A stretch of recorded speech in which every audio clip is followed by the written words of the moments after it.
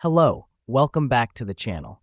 Today, we're diving straight into how to organize a science experiment in Notion, your ultimate 2025 guide. First up, you'll need to create a new page in your Notion workspace.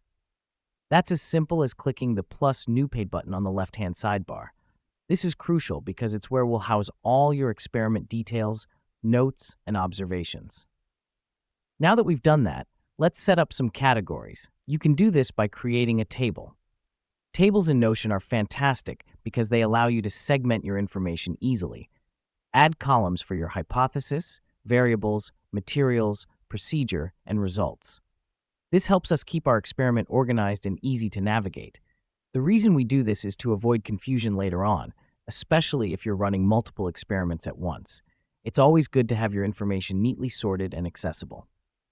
Next up, let's delve into the procedure column. This is where you'll record each step of your experiment. Remember to include as much detail as possible.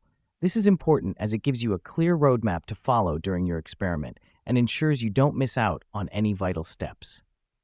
Let me explain why this matters. If you're replicating this experiment later, or if others are attempting to replicate your results, this step-by-step guide will be invaluable. Now, onto the results column. This is where you'll record your observations and findings. It's important to be as accurate and detailed as possible. Here's what's happening behind the scenes. As you record your results, you're building a comprehensive record of your experiment, which can be very useful for analysis and future reference. Lastly, don't forget to update the hypothesis and variables columns as your experiment progresses. This helps us because it provides context for your procedure and results and aids in understanding the experiment as a whole. And there you have it. You've just organized your science experiment in Notion. The beauty of this system is the clarity and organization it provides, making your scientific exploration efficient and effective. Remember, science is all about curiosity, exploration, and learning from what we find.